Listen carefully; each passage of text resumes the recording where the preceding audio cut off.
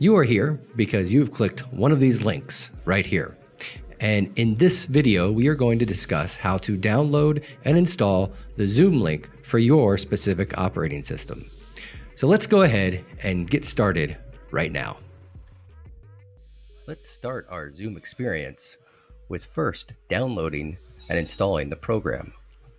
In this case, we're going to be downloading and installing a program for Mac. So click the link, and it'll begin installing the PKG, or at least downloading the PKG.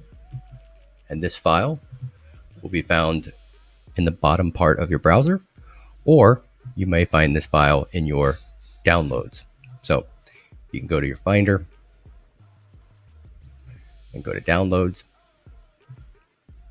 You can see the Zoom PKG, or you can just click on the Zoom PKG area, or you can just click on the Zoom PKG icon at the bottom part of your